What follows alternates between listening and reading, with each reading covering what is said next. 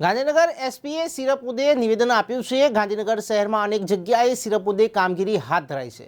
નશાકારક દ્રવ્યો સામે ગાંધીનગર પોલીસે રેડ કરી રહી છે, ત્યારે આ રેડમાં 9 કેસમાં જાણવાજોગ ફરિયાદ દાખલ થઈ છે।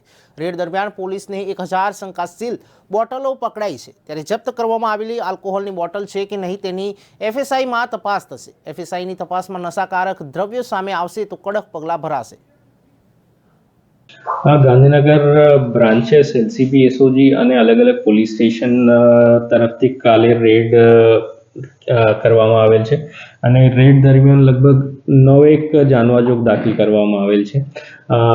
દાખલા તરીકે અડાલજ પોલીસ સ્ટેશનમાં 96 બોટલ, ઇન્ફોસિટીમાં 51 બોટલ, એસઓજી લગભગ 200 બોટલ, કલોલ સિટી પોલીસ સ્ટેશનમાંથી 2 અલગ અલગ જાનવાજોગ પોલીસ તરફથી દાખલ કરવામાં આવેલ છે।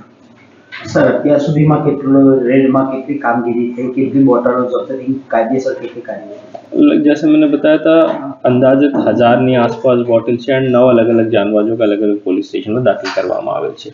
આગામી સમયમાં આવી રેડ ચાલુ રહેશે કે કદાચ આગળ પણ આવી ઘટનાઓ બની છે, પછી પોલીસ આગળ કાર્યવાહી કરતી નથી, તો સતત એની તમે એવો પરિપત્ર કે ઓર્ડર કરશો પોલીસ સ્ટેશન ચેકિંગ કરતું રહેવું? આમાં પહેલે ખાતરી કરવું પડશે કે આમાં આલ્કોહોલ છે કે નહીં। સીધી રીતે આમાં ગુના દાખલ થતા નથી, તો આમાં પહેલે પોલીસ કબજા કરીને મોકલશે એફએસએલમાં ટેસ્ટિંગ કરવા માટે। કોઈ પણ આલ્કોહોલની પ્રેઝન્સ આવશે તો ડેફિનેટલી આમાં ગુના દાખલ કરીને આગળની કાર્યવાહી હાથ ધરવામાં આવશે।